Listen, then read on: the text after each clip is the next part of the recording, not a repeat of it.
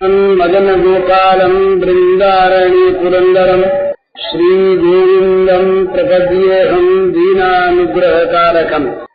सब लोग, सभी जीव स्वाभाविक सुख के आकांक्षी हैं, पर उसके साथ एक बात और जोड़ दी जाती है, सुख चाहते सब, पर वो सुख चाहते हैं नित्य और पूर्ण। इसीलिए कोई भी जगत का किसी भी क्षेत्र का मनुष्य, देवता, सुर, असुर, नर, किन्नर अपनी स्थिति में संतुष्ट नहीं है। आत्मा, ब्रह्म, भगवान ये नित्य है और पूर्ण है। इसलिए सिद्धांत है कि आत्मा की तृप्ति बिना नित्यता और पूर्णता के नहीं हो सकती। बड़े से बड़ा विद्वान, बड़े से बड़ा अधिकारी, बड़े से बड़ा कुटुंबी, बड़े से बड़ा नहीं, उनसे पूछिए, वो अगर सच कहेंगे तो ये कहेंगे कि कुछ कमी है, इतना सा पूरा हो जाए तो आराम, तो आनंद मिले। और ये कुछ कमी आगे से आगे बढ़ती चली जाती है, इसकी पूर्ति कभी होती नहीं। क्यों? ये प्रकृति का राज्य है ना, प्रकृति के राज्य में पूर्णता नहीं है। परमात्मा पूर्ण है, प्रकृति उपाधि नित्य परिवर्तनशील है। खेल बदलते हैं, पर जो खेलने वाला वो नहीं बदलता। तो जब तक खेलने वाले के साथ हम न मिल जाए, तब तक हमें किसी अवस्था में भी तृप्ति प्राप्त हो ये संभव नहीं है। इंद्र भले बन जाए, बल्कि ये एक रहस्य है, और बड़ा रहस्य होने पर भी खुला रहस्य है। रहस्य होने पर भी खुला रहस्य है, वो यह है कि जितना जितना भौतिक जगत में प्राकृतिक पदार्थों के द्वारा मनुष्य संपन्न होता है, उतना उतना उसका अभाव बढ़ता है।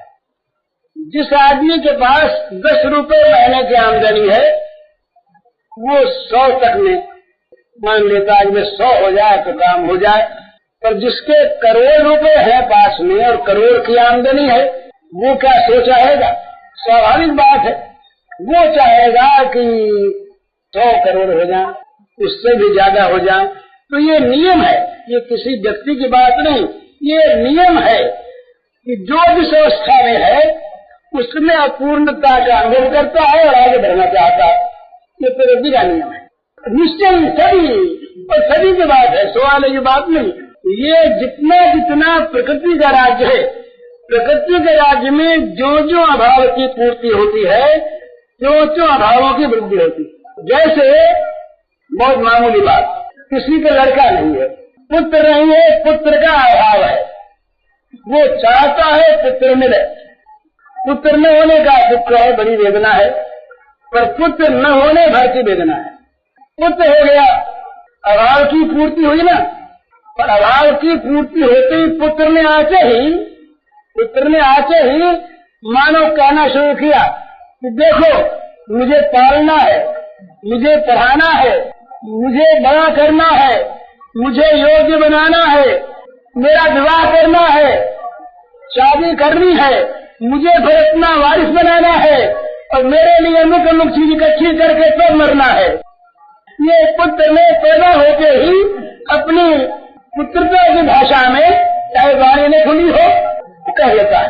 छोटी सी चीज, मोटर नहीं, दूसरों के देखते मोटर मन चलता भी होनी चाहिए। अब कहीं से चंदा करके मोटर भी ले ली, मोटर जो बंद गई घर में आकर के, अब उसे गैरेज चाहिए, शोफर चाहिए, पेट्रोल चाहिए, मोबिल ऑयल चाहिए, नमानी क्या चाहिए, टैक्स चाहिए, और उसकी जोखिम बेचनी चाहिए। एक मोटर में कितने अभाव पैदा कर दिए। इसी प्रकार जगत की प्रत्येक परिस्थिति, चाहे वो कितनी ही प्रचुरता के लिए हुए हो, है अभाव वही, ये सिद्धांत है। इसलिए जो सुख चाहते हैं वो सुख पूर्ण और नित्य किसी अवस्था में इंद्र को नहीं मिल सकता। बादशाह की बात तो अलग है, क्यों नहीं मिल सकता? वो दुख क्या है? प्रतिकूलता की भावना दुख है, और चाह की पूर्ति में प्रतिकूलता है। हम जो इच्छा करते हैं, कोई भी इच्छा की पूर्ति न हो इसका नाम प्रतिकूलता है। जल का गिलास मांगा तो समय पर नहीं आया, मामूली बात प्रतिकूलता हो गई, दुख हो गया, क्षोभ हो गया, गुस्सा आ गया, कामात क्रोध हो जाए थे। तो ये चाह की अपूर्ति जो है ये दुखदायिनी होती है और भोग जगत में चाह कभी मिट सकती नहीं। ये चाह गई, चिंता गई, मनवा बेपरवाह, जिसको कछु न चाहिए सो जग शहंशाह। एक सुंदर सा दृष्टांत है। एक महाराज भर्तृहरि संन्यास ग्रहण कर लिया। संन्यास ग्रहण करने के पश्चात वो विचरते थे ऐसे ही जहाँ कहीं भी। तो किसी एक किसान के खेत में एक दिन ज्यादा थे, कोई घर द्वार तो था नहीं, जहाँ मन चला छाया दिखी, थके से बैठ गए। हुआ क्या उस दिन कि किसान के एक सोने की मोहर खो गई थी, एक गहना खो गया था कोई। उस दिन वो गहना उसे मिल गया। गहना 200-400 रुपए का था, इतनी पूंजी बड़ी से बड़ी। तो गहना जब उसे मिल गया तो स्त्रियों में श्रद्धा ज्यादा होती है। स्त्री ने कहा किसान की पत्नी ने कि देखो जी, अपने खेत में आज एक महात्मा के चरण चित्र हैं, उसका फल है कि खोया गहना मिल गया। तो कहा फिर उनको कुछ देना चाहिए। अरे महात्मा ने इतनी कृपा की तो कुछ देना चाहिए। तो देखा उनके घर में सबसे बड़ी चीज थी एक सोने की मोहर, 150 रुपए की थी। अब 500-400 का गहना मिला, 150 की चीज दे दें।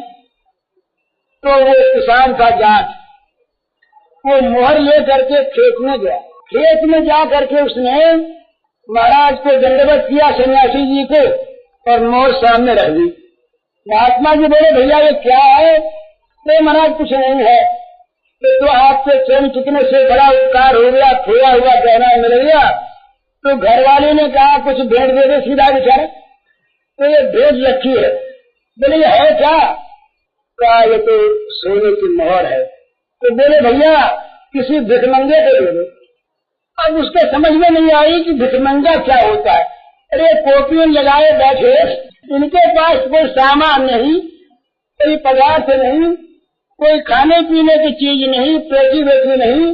तो कहते भिखमंगे को तो ये क्या भिखमंगे नहीं है? मन में सोचा उसने कुछ, तब बेचारा बोल नहीं सका। बोले महाराज आप ही ले लो, किसी को बांट दिया। बोले भैया क्यों आपत मोल लें, क्यों कीचड़ में हाथ करें, क्यों फिर धोएं, किसी भिखमंगे को दे दो। तो जाट ने कह दिया, सीधा आदमी ग्रामीण था। जाट ने कहा महाराज, जाट ने कहा सन्यासी जी से कि महाराज भिखमंगे में कोई खास बात होती है क्या? आपके पास कोई सामान नहीं तो आप क्या बड़े अमीर हैं, बड़े धनी हैं? तो राजा महाराजा आया, आप कहते भिखमंगे को दे दो, भिखमंगे को दे दो। तो आप क्या भिखमंगे नहीं हैं? तो भर्तृहरि हंसे, संन्यास अवस्था में हंसे, हंस के बोले भैया कुछ ठहरो, हम तुम्हें प्रमाण देंगे। वो जानते थे राजा रह चुके। उधर से विक्रम की सवारी आ रही थी, ये मालव देश की बात है। सवारी आ रही, ये पहचान गए ये जो वाद्य बज रहे हैं दूर से, ये राजा की शोभा यात्रा के हैं। तो हंस करके बोले जाट से, देखो एक भिखमंगा आ रहा है, एक भिखमंगा आ रहा है, तो उसको माल दे देना। तो उसे देखा था, बोले माल कहाँ आ रहा है? बोले बाजे बज रहे हैं। तो वो कहने लगा जाट कि माल तो राजा की सवारी आ रही, भिखमंगा कहाँ आ रहा है? बोले भाई तुम एक काम करो, तुम इस मोहर को हाथ में दे दो और दिखाते हुए सामने चले जाओ। वो अगर ले लेते तो भिखमंगा, तो न ले तो नहीं, हमारी बात जो थी। तो उसने जान जरा सीधा, वो राजाओं के कायदे कानून को जानता नहीं, जराना क्या होता है। वो हाथ में लेकर, ये सब जानते थे, हाथ में लेकर के मोहर जब सवारी समीप आई तो पास जाने लगा। मोहर दिख ली तो सिपाही ने रास्ता दे दिया, कोई गांव का जमींदार होगा और ये महाराजा को भेंट देने आ रहा, नजर आना करने आना है। रास्ता दे दिया, रास्ता दिया तो महाराज का भी घोड़ा वहां पर रुक गया। तो सम्मान करना चाहिए, बेचारा गांव का आदमी कोई आ रहा है। पास आया, वो बोला नहीं, वो देखता कि मेरी मोहर सामने कर दी। राजा ने देखा कि चौधरी मजे में हो, सब बाल बच्चे सब ठीक हैं, आनंद है ना? वो हाथ नहीं खा रहा। तो राजा ने सोचा कि इसका अपमान नहीं होना चाहिए। आया है ले करके तो बड़े भाव से बच्चे से तो मोहर खा ली, उठा के अपने आवाज को दे दी साथी को, जाओ भैया। अच्छा भैया मजे में। तो वो तो चुकमा गया बेचारा, अब बोल सका नहीं, भागा भागा आया महात्मा के पास। तो महाराज ने भी उसने बोले बताओ दुश्मंगा कौन है? तो चाह गई चिंता गई, मनवा बे परवाह, जाको कछु न चाहिए सो अनुसार। हमारे हरि बाबा जी कहानी कहा करते, बड़ी सुंदर। उन्होंने कहा कि एक नवाब थे, अब नवाब वो जो कुछ नहीं करे, ये कहावत प्रसिद्ध है। तो नवाब लोग जो होते तो कुछ न कुछ नया करते, अनोखी चीज। उस नवाब ने एक नई चाल निकाली कि भाई हमारे दरबार का एक कायदा होगा कि हम पीठ दे के बैठे रहेंगे, नहीं तो सब लोग हमारे पीठ की ओर यो हाथ जोड़े बैठे समय में फेरे, इतनी देर तक तो हाथ जोड़े बैठे रहेंगे, तब हम फेर के उनको देखेंगे। तो अब नवाब का हुक्म, नहीं तो संसार में नवाबी हुक्म ना कहते हैं, ये तो नवाबी हुक्म है, कोई उसमें विचार नहीं, नवाबी हुक्म। तो नवाबी हुक्म हो गया। अब सब लोग बैठने लगे, रोज का क्रम। नवाब साहब आकर के पीठ दे के बैठ जाए लोगों की ओर, और सब लोग उनके पीठ की ओर हाथ जोड़े बैठे में। दीवान था एक, वो जरा समझदार था, विवेकी था कुछ, उसके समझ में आया कि ये तो बड़ी गड़बड़ की चीज हो रही है। अरे पीठ की ओर हाथ जोड़े बैठे तो इसमें अर्थ नहीं, अपमान है, ये ठीक नहीं। और फिर अगर हाथ जोड़ के बैठना है तो खुदा के सामने बैठेंगे। भाव आ गया, चल दिया वो एक दिन, निकल गया वो। कुछ देर के बाद जब नवाब साहब ने मुंह फेरा तो सबकी सलामी होती, दीवान सबसे पहले सलाम करते क्योंकि वो तो सबसे प्रधान रहे समाज के। तो वो नहीं आज, तो नवाब साहब पूछने लगे कि भाई आज दीवान साहब नहीं है, तशरीफ लाए क्या? तो लोगों ने बताया आए तो थे सरकार, पहले तो लौट गए। लौट गए, नवाब की तेल चढ़ गई, लौट गया वो, पुनः लौट गए। कहाँ गया पता लगाओ। तो शहर में आदमी भेजे गए, ढूंढते ढूंढते दर्जी की दुकान से ये पता मिला। दर्जी ने बताया कि वहीं आए थे और अपनी पोशाक उतार गए और हमसे कपड़ी सिला के ले गए और ये कह गए कि मैं अमुक फलाने जंगल की ओर जा रहा हूँ।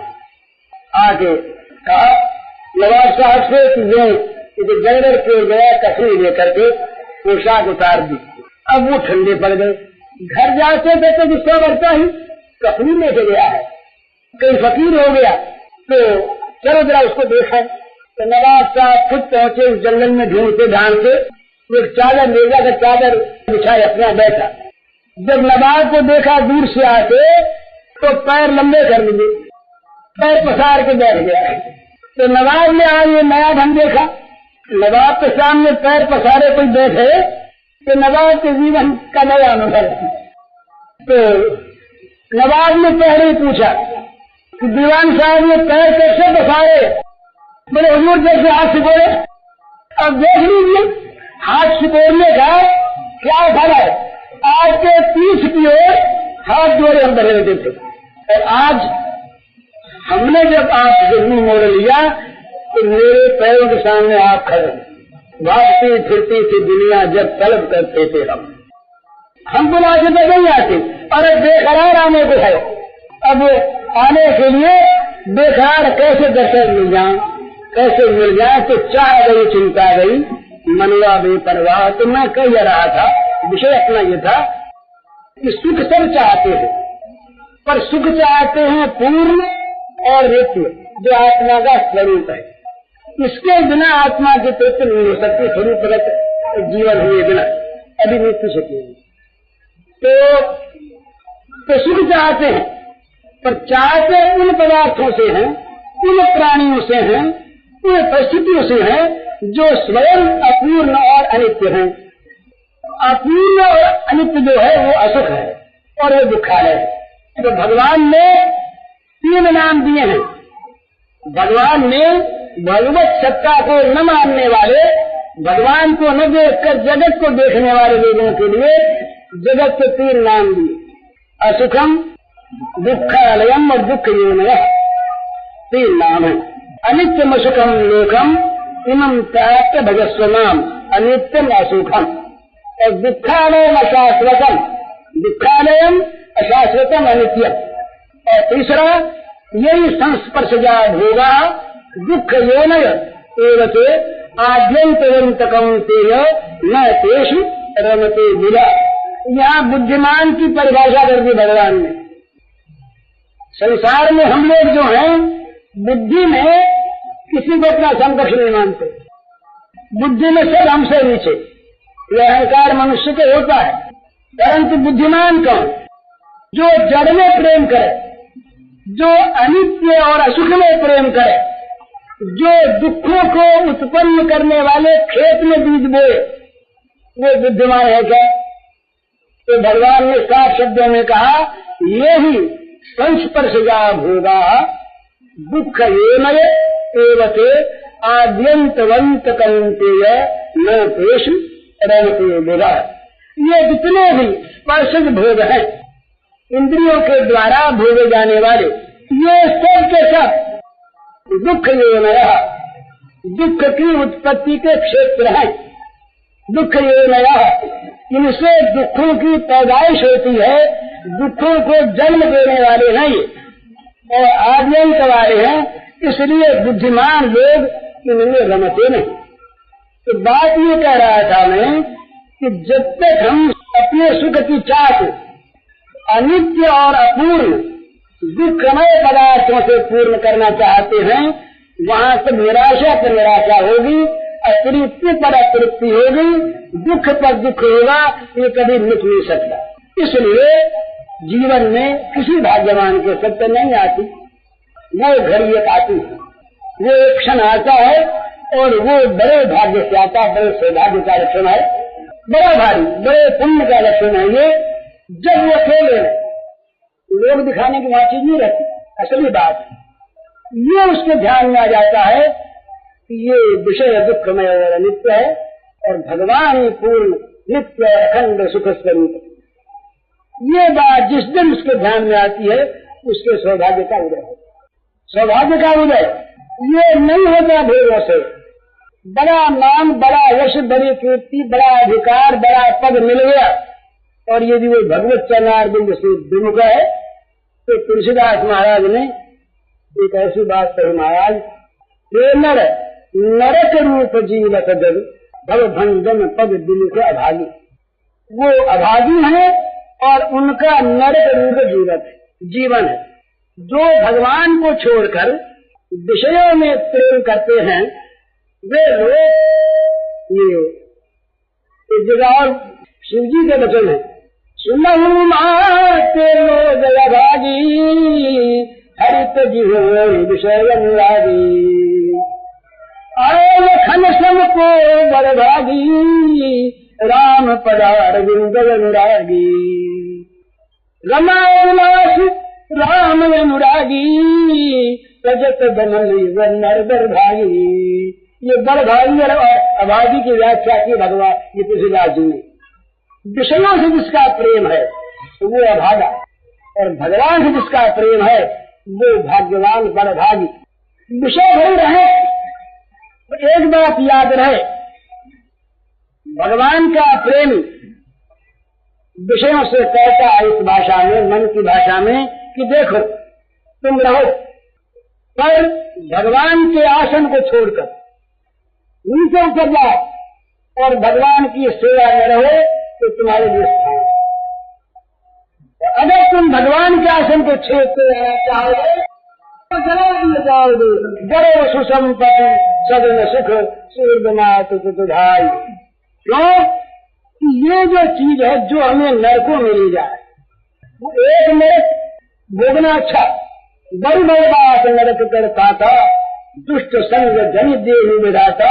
तो जिनका संग हमारे मन में विषयासक्ति को आत्यंतिक रूप से बढ़ा दिया और हमें विषयों के आसक्तिवश पाप कर्म में लगा दिया, वो तो हमारे लिए शत्रु हैं, जो हमारे भविष्य को बिगाड़े, जो हमारे लिए नरकों में स्थान नियत कर दे, जो उन्हें अनंत काल के लिए दुख भोग के स्थान में भेज दे, वो मित्र, वो परिस्थिति, वो प्राणी, वो परिवार, ये किस काम के? ये कहते हैं नाचे में राम सो मनियत सूर्य सुसेन जहालो। अंजन ने कहा आंख गई फूटे, जब तक कहो कहारो। अरे सुरमान क्यों आंख में लगाते हैं? इसलिए ना आंख की रोशनी बढ़े और रही से रोशनी को जो सुरमा फोड़, जो उसको हटा दे, आंख को फोड़ दे, वो सुरमा किस काम का? तो हमारे हितैषी प्राणी पदार्थ परिस्थिति भार लोक वस्तु कुछ भी ये अगर हमारे ज्ञान के नेत्रों को फोड़ दे, हमारे अंदर के विवेक को नष्ट कर दे, हमें भगवान से हटाकर भोगों का गुलाम बना दे, तो वो हमारे शत्रु हैं कि मित्र हैं? तो तजीरे का एक ही बैर ये समझ जगत परम स्नेही पिता तजो प्रहलाद विभीषण बंधु भरत महतारी बल गुरु तजो कंत ब्रज बन करी भय जग मंगल कार्य। 5 संबंध सबसे बड़े निकट के संबंध हैं, इनका त्याग, इन्हीं के त्याग की बात वहाँ पर उद्धव ने कही। उद्धव ने इन्हीं के त्याग, गोपांगनाओं का जब रूप देखा उद्धव ने, और उद्धव जब उनके प्रेम सौंदर्य को नहीं, ये और याद रखने की बात है, सौंदर्य माधुर्य प्रेम में है और प्रेम त्याग में है। जहाँ त्याग है वहाँ सौंदर्य है, जहाँ त्याग है वहाँ माधुर्य है, जहाँ त्याग नहीं वहाँ प्रेम नहीं, जहाँ प्रेम नहीं वहाँ सौंदर्य नहीं, माधुर्य नहीं। तो दुष्ट स्वजन और आर्य पथ का परित्याग करके गोपांगनाओं ने भजा। तो इसका ये अर्थ नहीं, ये प्रहलाद के जीवन में देखिए, प्रहलाद ने पिता की सब बातों को स्वीकार किया। जहर पीना होगा बेटा, हाँ पिताजी, अब तुम्हें पहाड़ से डालेंगे, हाँ बोले डाल दो। समुद्र में डाल करके ऊपर तुम्हारे पत्थर डालेंगे, मंजूर, भगवान को छोड़ दो, स्वीकार। पिता तजो प्रहलाद विभीषण बंधु भरत महतारी। एक बड़ी सुंदर बात आती है, भगवान राम का राज्याभिषेक हो गया, राज्याभिषेक हो गया, राजगद्दी बैठ गए, सारे प्रासाद में, सारी अयोध्या में सर्वत्र आनंद उदार आ गए। एक व्यक्ति ऐसा है उस अयोध्या के राजक प्रासाद में जो जिसका अंतर बह, ऊपर से वो भी सुख के सामग्री को ग्रहण करता है, अंदर उसका अंतर जल रहा है। एक व्यक्ति है, वो है कैकेयी। राम ने कैकेयी के साथ जो बर्ताव किया, कैकेयी लज्जित होने पर भी संतुष्ट है, और राम ने उनके संकोच को बहुत अंश में दूर कर दिया अपने सब व्यवहार से। तो एक चीज कैकेयी के अंतर में निरंतर कसकती रही, और वो कसक उसकी कभी मिटी नहीं, वो जलन कभी मिटी नहीं, बुझी नहीं, वो आग भरत ने कभी उसे ना नहीं। तो एक दिन राम बैठे थे पास, कैकेयी मैया को उदास सी थी। राम ने कहा मैया तो मुझसे भूल हो गई, आप उदास क्यों हैं? आपकी उदासी मैं सहन नहीं कर सकती। कौशल्या की उदासी सहन कर ले राम, पर कैकेयी के नहीं राम है, राम है। तो कैकेयी की आंखों में आंसू गिरने लगे, आंसू बह चले। तो राम बोले मैया बताओ, तो बोले तुम अगर एक उपाय करो। बोले क्या? बोले एक बार भरत मुझे माँ कह दे, एक बार भरत मुझे माँ कह दे, और कुछ नहीं चाहिए। राम ने कहा और सब बात तो उसने कहा, पर भरत ये मानेगा कि नहीं तुम कह नहीं सकता। भरत की टेक दूसरी है, सब बात तो थी, कहूंगा।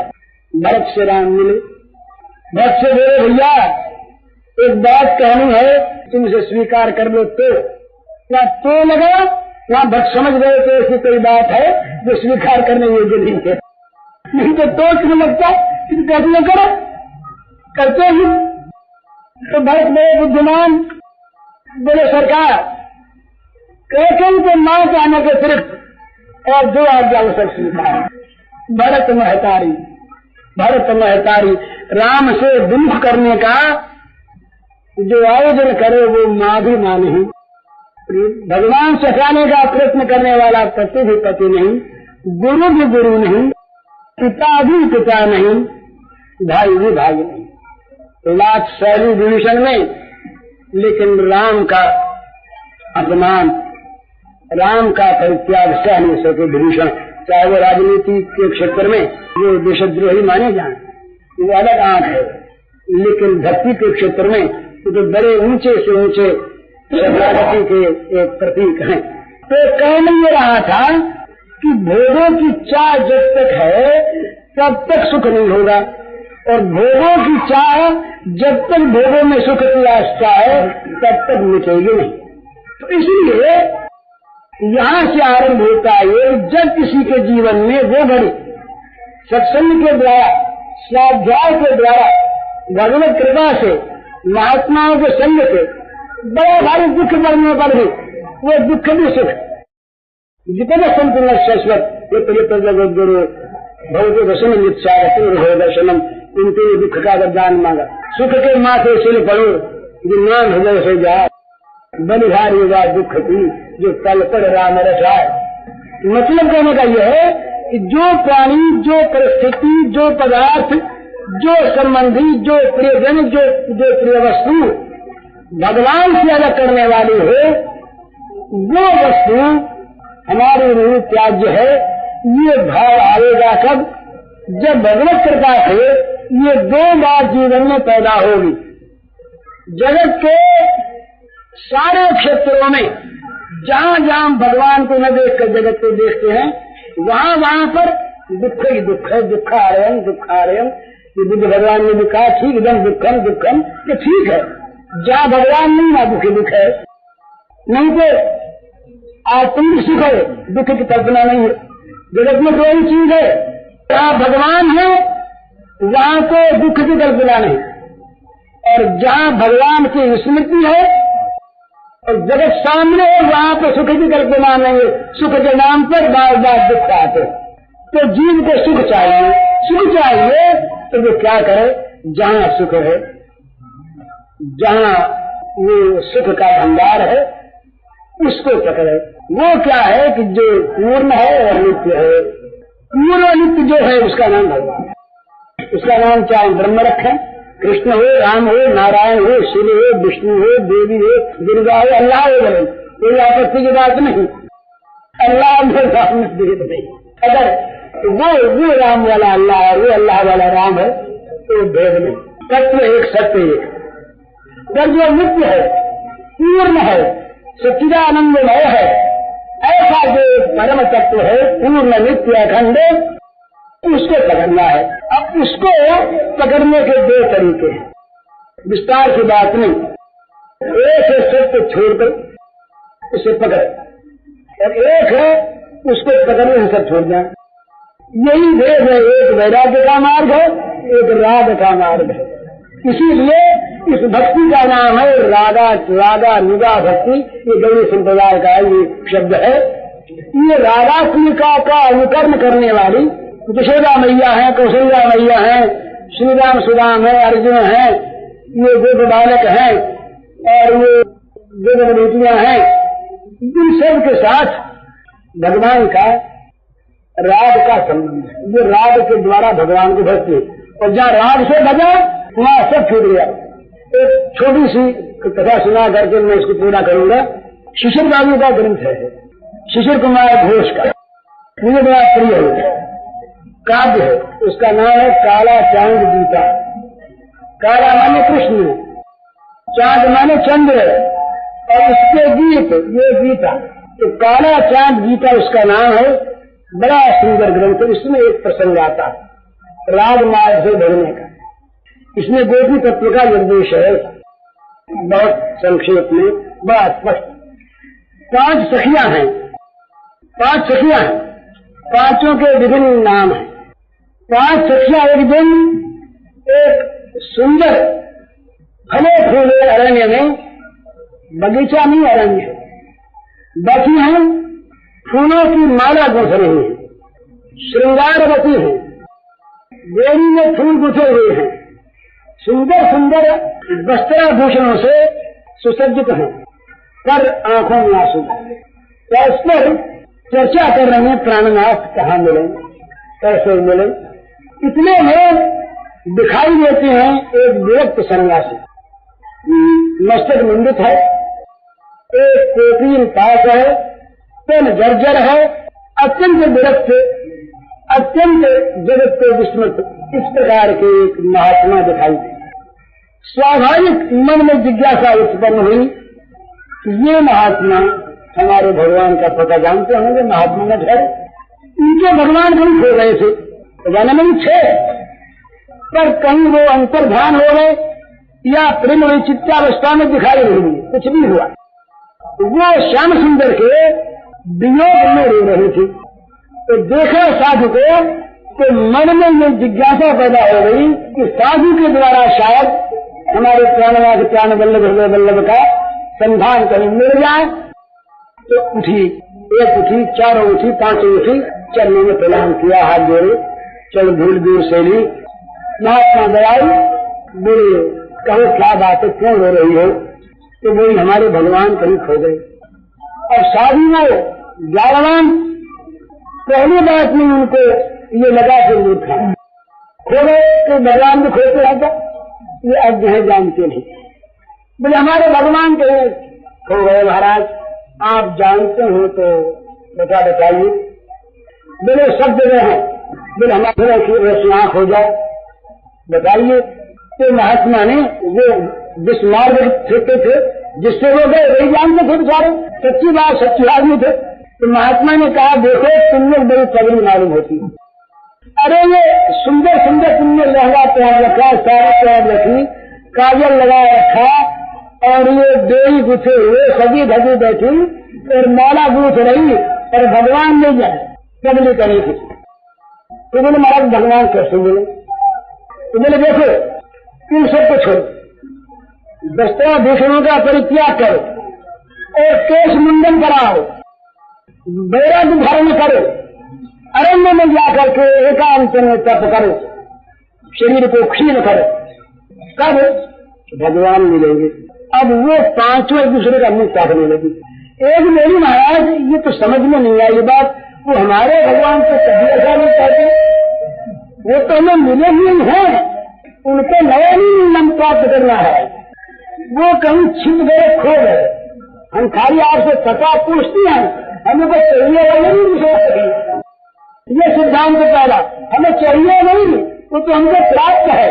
तो कोई खो गया है तो आपने देखा हो तो बता दें। लेकिन महाराज उसने हमारे प्राणनाथ ने तो कभी हमसे कहा नहीं कि तुम लहंगा न पहनो, साड़ी न पहनो, बेड़ी न गूंथो, सुरमा न लगाओ, श्रृंगार न करो, बल्कि वो तो इन्हें देख देख कर प्रसन्न होता। और हम महाराज सत्य कहती हैं आपसे कि पूछ कर वो अगर कहती है तार को अधिकार देखेंगे, वो कहेंगे तुम केस मुड़ा लो, तुम अभी मुड़ा लो, हमको केसों से श्रृंगार से थोड़ा ही स्नेह है, वो प्रसन्न होता है, तत्सुखे सुखितम, इसलिए हम तो पैरे हुए हैं। और मेरे महाराज एक बात है, अभी आप नहीं आए थे, प्राणनाथ तो नहीं थे, हम रो रही थी, तो ये केश हमारी बड़ी सहायता कर रहे थे। ये लंबे लंबे काले केश जब श्याम सुंदर कहीं खो जाते हैं तो इन केशों को यूं करके काला स्वरूप है। इस काले केशों में, कृष्ण केशों में हम कृष्ण को देख लेती हैं। तो केश तो हमारे काम के हैं, श्रृंगार के नहीं, वो केश भी श्री कृष्ण को दिखाने वाले इसलिए रखे जाएं। और बोले महाराज हम जो हैं ये अच्छा अच्छा भोजन बनाती हैं, इसलिए बनाती हैं कि उनको अच्छा लगता है। वो अगर कहीं ये कह दे कि तुम ये न बनाया करो, पूरा खाएंगे हम, तो हम तो आदमी खा लागे, हमें कौन परवाह है। तो बोले तुम समझी नहीं, तुम अभी अज्ञान हो। तो उनके मन में शंका हुई, तो एक सखी ने पूछा, संक्षेप में मैंने कहा इसके पांचों के अलग अलग व्याख्यान हैं, अलग अलग प्रश्नोत्तर हैं, और वो बड़े रसमय हैं। तो एक ने कहा कि महाराज तो आपके भगवान हैं कौन से, तो हमारे यहाँ से नहीं मिलते। बेटे लेकिन भगवान की तस्वीर होती है, उनका पगली कहेंगे अज्ञान हो तुम लोग। अगर अज्ञान तो जरूरी है, पर आपके भगवान हैं क्या सोचो बताओ। बोले भाई भगवान हमारे जगदीश्वर है, सारे जगत के स्वामी हैं, अखिल ब्रह्मांड के महेश्वर है। जो पुण्य कर्म करता है, सेवा करता है, उसे पुरस्कार देते हैं, और जो बुरा कर्म करता है दंड देते हैं। तो हंसाई लगी, बोले हाँ हमारे क्या जाओगे, ये आप ये हमारे वाले नहीं है, आप ठीक कहते हैं। उनको प्राप्त करने के लिए केस मुड़वाना पड़ता होगा, उनको प्राप्त करने के लिए साड़ी छोड़नी पड़ती होगी, उनको खुश करने के लिए अगर लालना बंद करना होगा। हमारे वाला ये नहीं है। तो फिर तुम्हारे वाले कौन है। और साधु को जिज्ञासा हो, साधु को जिज्ञासा सत्संग मिल गया, साधु को मुक्त कहे गोपाल से मेरी मुक्ति कराए, ब्रज रज उड़ी मस्तक चढ़ाए, मुक्ति मुक्त हो जाए। मुक्ति बिचारी के बंधन का अनुभव करती है, मुक्त लोग हैं, ये मुक्ति को बांधे रहते बिचारी को। तो मुक्ति कहती है कि हमारा बंधन भी छूटे, तो तुम किसी प्रेमी को मनाओ, तुम्हारा बंधन छुड़ा देंगे, तुमको बंधन नहीं रहेगा। तो गोपी बोली कि देखो महाराज, हमारे जो प्राणनाथ हैं वो जगदीश्वर, चाहे आपके होंगे तो जगदीश्वर नहीं है, तो हमारे घर के हैं, हमारे अपने आदमी हैं जी, हमारे अपने स्वामी हैं, वो जगदीश्वर ईश्वर हमको प्राप्त है। और आपने ये दो बड़ी बात कही कि इनाम दे दंड दें, अरे इनाम देंगे कहाँ से, वो सारी चाबी तो हमारे पास रहती है, उनके खजाने की चाबी तो हमारे पास पड़ा, कभी इनाम देते हैं, इनाम देने वाले हमारे प्राणनाथ नहीं। और रही दंड की बात, तो भाई कहीं हमारे दर्द हो जाए और हमारे पति हमारे स्वामी उसको अच्छी तरह से न लगाया दो, कहीं अंदर घाव हो जाए तो चीरा लगवा दो, ये दंड है क्या, ये तो प्रेम का निदर्शन है। तो हमारे भगवान जो हैं ये तो हमारे स्वामी हैं, हमारे घर के हैं, उनके भंडार के हम स्वामी नहीं हैं, और वो कभी दंड देना जानते ही नहीं, वो तो रसी देना जानते, प्रेम ही देना जानते हैं। ये राग मार्ग, तो दो मार्ग हैं, फिर से इसको कह देना है। एक है भगवान में अनुराग का मार्ग, जो अनुराग सारे दूसरे रागों को अपने आप खा जाता है, इधर राग स्मरण मिलना। जितने और राग हैं मोक्षानुराग पर्यंत, सारे रागों को भगवान का राग, भगवत चरणानुराग ये खा जाता है। बैराग करना नहीं पड़ता, बैराग अपने आप होता है। घर छोड़ना नहीं पड़ता, घर की आसक्ति को वहाँ की आसक्ति खा जाती है। विषयों का परित्याग नहीं करना पड़ता, सारे विषय उन प्राणनाथ के समर्पित होकर के धन्य हो जाते। अंग अंग अवयव अवयव रोम रोम उनका संस्पर्श पाकर धन्य हो जाता है, कृतार्थ हो जाता है, सफल हो जाता है। वहाँ राग बैराग अपने आप होता है। दूसरा मार्ग है जन्म मृत्यु जरा व्याधि दुख भूषानुदर्शनम, संसार में दुख दोषों को देख देख करके, जिसकी बात पहले हम कर चुके, विरक्त हो भाई, सुख नहीं है, दुख ही दुख है, दुखम दुखम जब दुखम दुखम दुखम का पाठ करते हुए और दुख से छूटने का उपाय करो। तो ये जो मार्ग है जिसकी यहाँ चर्चा हो रही है, ये है राग मार्ग। राग मार्ग मान रस का मार्ग, प्रेम का मार्ग। इसमें ये बात तो ध्यान में रखना नहीं है, अपने छोड़ना नहीं पड़ेगा, छुड़ा देंगे वो अपनी चीज को। वो क्या एक समर्पण होता है, और समर्पण महाराज किया नहीं जाता। एक और विशेष बात है, समर्पण की तैयारी होती है और वो ग्रहण कर लेते हैं, नहीं तो समर्पण में समर्पण करने वाला बच रहता है।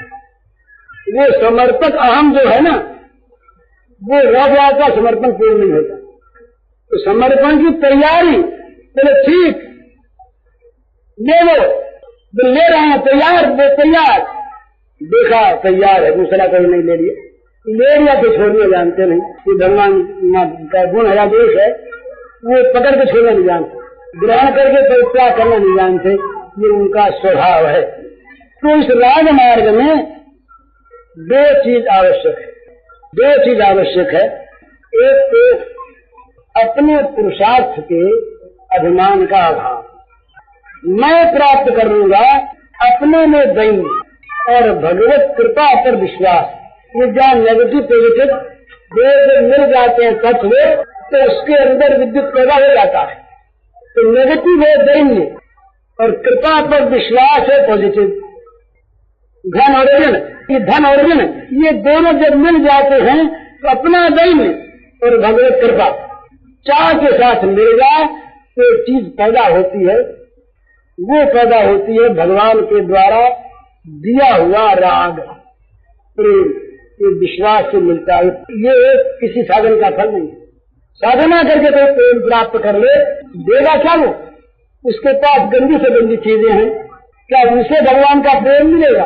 पर भगवान अपना प्रेम देंगे उसको जो चाहेगा, जिसकी चाह में कसर नहीं होगी। तो एक चीज होनी चाहिए दैन्य और विश्वास के साथ साथ तीसरी चीज जो इसके बाद की है एक ही है, वो है हम भगवान के होम राम को बिगड़ी जन्म अनेक की सुधरे अबही आज। होम राम को नाम जप तुलसी तब कुसुमा। एक देह में सारी की सारी साधना भर दी। इसके साथ दूसरी चीज भगवान मेरे, जब पहले होगा मैं भगवान का हुआ, दूसरी चीज अपने आप आएगी भगवान में। अब वो ममता जहाँ केंद्रित हो गई तो मुक्त हो गया। किसी इस साधना करने के जो है तुलसी ममता राम सो समता सब संसार राग न रोष न दोष दुख दास भय भवता। वो भी नहीं तुलसी ममता राम सो तो समता सब संसार राग न रोष न द्वेष दुख दास भय भवता। सारी ममता सब जगह से सिमट कर एक राम में आ जाए और जगत में जो कुछ भी द्वंद्वात्मक परिस्थिति हो उसमें समता रहे। तो तुलसी ममता राम सो समता सब संसार। तो होगा क्या? राग द्वेष रहेगा। राग न रोष, राग द्वेष रहे तो पाप नहीं होगा। राग न रोष न द्वेष तो पाप नहीं रहेगा, दुख नहीं होगा। राग न रोष न द्वेष दुख दास भय भवतार। तो ये दो चीज अपना दैन्य और भगवान मेरे संग, मैं भगवान का, ये विश्वास। कुछ करना नहीं पड़ेगा। ये बनी बनाई चीज है, प्राप्त नहीं करनी पड़ेगी। भगवत कृपा पर हमारा उतना अधिकार है जितना शिशु का अपने माँ के वात्सल्य का। ये बहुत ध्यान रखने की बात है। छोटा शिशु यदि मल कर दे टट्टी कर दे और वो शिशु टट्टी में भर जाए, उसे पुकारना नहीं आता है, पर वो है केवल माँ से आश्रित। माँ जानती है मेरे आश्रित है, पुकारने का भी इसमें अपना पुरुषार्थ नहीं। गर्भवत नहीं बदल सकता, पुकार नहीं सकता, तो है सर्वथा आश्रित। तो कभी कोई भी माँ, इतनी माँ यहाँ पर बैठी है, कितनी है कितनी होंगी, कोई भी माँ कभी ये आशा करती है क्या, ये सोचती है क्या कि बच्चा अपने आप नहा धो करके शुद्ध हो करके जब मेरे गोद में आएगा तब मैं इसको स्वीकार करूंगी? कोई भी माँ करती है क्या ये? बल्कि जब माँ सुन लेती है कि बच्चा माँ से भरा है, तो वो बात्सल्य प्रेम से जिसका हृदय भरा है, वो स्नेह भरी माँ से दौड़ती है। पैदा नहीं करती वहां पर इसकी कि ये दाई आ जाएगा। आजकल तो हो गया, अमेरिकन माता है तो आत्महत्या कर लेती है बच्चे रोने पर। हाँ, एक आत्महत्या की एक लड़की ने, उसके बच्चे को खांसी आ रही, तो जब खांसी सहन नहीं है कि आत्महत्या कर ली। ये तीन बातों में सबसे बड़ा देश आज कोई है, बीमारी, पागलपन और आत्महत्या, अमेरिका है। इसके फिगर से बना कोई ऐसी बात नहीं है, और उन्हीं में भी फिगर से आंकड़े हैं। सबसे ज्यादा आत्महत्या सबसे धनी देश अमेरिका में होती है। सबसे ज्यादा पागल सबसे धनी देश अमेरिका में है, और सबसे अधिक दवा बनाने वाले अमेरिका में है। ये आंकड़े हैं कुछ दवाओं से, इस धन से, अधिकार से, पद से कई रोग मिट जाए, मन के रोग मिट जाए, ये असंभव बात है। कहीं होता नहीं तो क्या गाना? हाँ, माँ का स्नेह, माँ का स्नेह कभी भी ये माँ नहीं देखती कि पहले शुद्ध हो ले तब मैं प्यार करूं। माँ दौड़ी जाती है, प्रतीक्षा नहीं करती वहां पर किसी दारी वाले की। अपने हाथों नागरानी नदी का है, मेरा बच्चा है, अपने हाथों मर भरती है, साफ करती है, नहलाती है, पहुंचती है, गोद में लेती है, स्तन में गिराती है। हरि बाबा की एक बात समाप्त करेंगे, बड़ी सुंदर बात। ये बादशाह बीरबल की अनेक बातें आती हैं, वो चाहे सत्य से कल्पित हों पर है बड़े सीखने के काम की। तो एक दिन बादशाह बोले बीरबल, मालूम होता हिंदुओं के भगवान में ताकत है। बोले कैसे हुजूर? बोले वो अपने अपने दरबार में जहाँ रहते हैं तो वहाँ बैठे यहाँ वालों के दुख को दूर कर दें, ये उनमें शक्ति नहीं मालूम होती। बोले क्यों? बोले होती शक्ति का आकार क्यों? तुम लोग अवतार मानते हो ना कि भगवान आते हैं अवतार लेते हैं, तो बिना अवतार लिए अपने आप वो वहाँ बैठे बैठे सब काम कर दे, ये उनमें ताकत नहीं। तो बीरबल ने कहा महाराज सोच के उत्तर देंगे। तो बीरबल ने क्या किया कि एक दिन अकबर का लड़का था शाहजहां, छोटा सा बच्चा था, तो शाहजहां का एक मोम का रूप बनाया हुआ। उनको वही शाहजहां, वही उम्र, वही शक्ल, वही कपड़े, वही गहने, ठीक चेतन सा मालूम हो। ये शाम के वक्त जमुना के किनारे तख्त पर बैठा करते थे बादशाह और बीरबल। ये पहले से सारी योजना बनी हुई, पहले से जाकर के बीरबल बैठ गए गोद में बच्चा। बादशाह तो उठे नहीं, तो बादशाह ने सोचा बच्चा बैठा पता उठेंगे, देर भी नहीं है ये बच्चे का प्रेम है। बादशाह बैठ गए, बाचुर होते होते ही योजना सारी थी, उस बच्चे को धक्का दे दिया बीरबल ने, तो जल में गिर पड़ा। जैसे जल में गिरा इतने लोग कूदे, बादशाह कूद पड़े, अरे भाई हुजूर क्या करते उस बच्चे को जंगल में निकाल रहा है, बीरबल अपने आप निकाल रहा है, मोम का था तो घेरे में खुल जाए, कीड़े के घेर में चल गए। अरे बोले क्या पड़ा, ये आपने क्या किया? हमने इतने आपके गुलाम मौजूद थे यहाँ पर, बच्चे को हम निकाल रहे थे, आप खुद तो कूदे भला। अरे बोले तुम बीरबल बड़ी भोली बात करते हो। बोले क्या? अरे बच्चा नहीं था हमारा स्नेह जो था उसने हमें रहने नहीं दिया। मैं जानता हूँ तुम निकाल रहे थे, मैं जानता हूँ मेरे से सारी बातें हो जाती, पर मुझसे रहा नहीं गया, मेरा बच्चा उसने मेरा स्नेह। तो बीरबल बोले महाराज उसी तरह हमारे भगवान है वो स्नेह वाले हैं, तो रूखे दिल के नहीं है। आपके भगवान जो है उनमें स्नेह नहीं है, उनमें प्रेम नहीं है, वो कहीं सातवें आसमान में बैठे हुए इंसाफ किया करते हैं। हमारे भगवान जो है ये इंसाफ नहीं करते, प्रेम करते हैं, स्नेह करते हैं। खुद बच्चे को दुखी देखते हैं तो उधर क्या जाते अवतरण है ना, आरोहण नहीं है, ये भ्रम है। अवतार बात को न मानने वाले मूर्खता से आरोहण को अवतरण कर देते। ऊंचा होते होते बढ़ गया, उसमें गुणों का समूह इकट्ठा हो गया, तो उसे अवतार मानने लगे।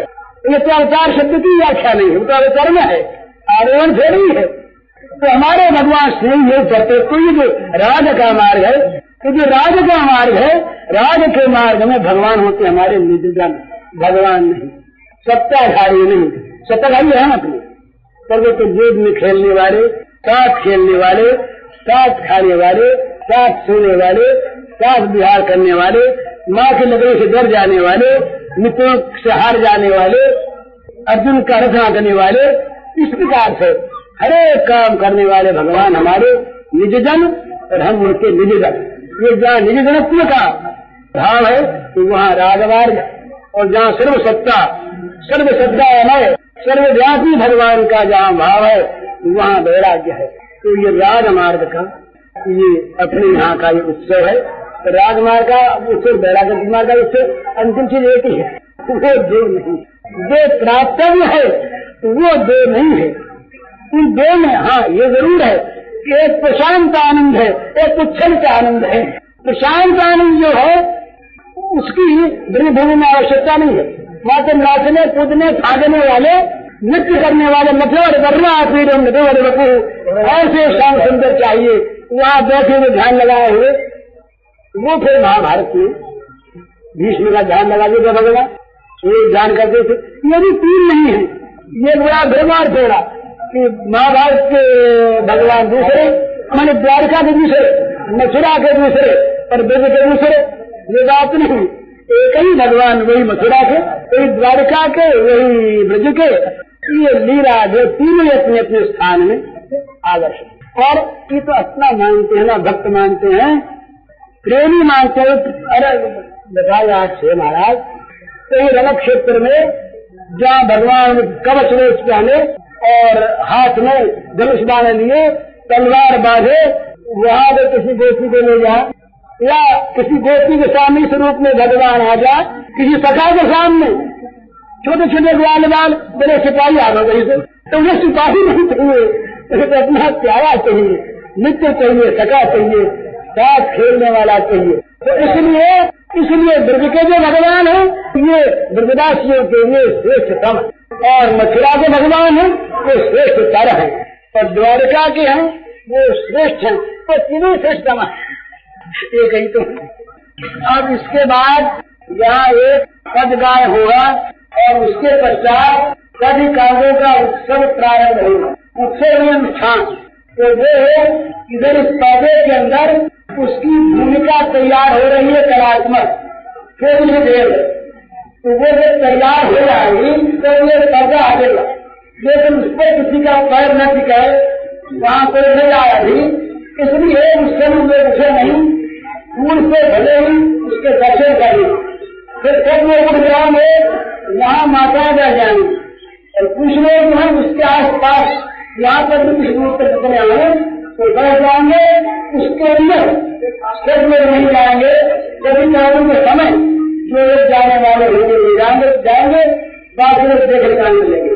कभी कानों वालों से प्रार्थना है करने वालों से तो सावधान करें, आवेश है ना, उनको तो सावधान रखने के बाद कहना उनके प्रेम में लगा देना। दूसरे अरे अगर ज्ञान रहे बाहर का तो प्रेम कहाँ आया, जो भुला दे वो प्रेम होगा।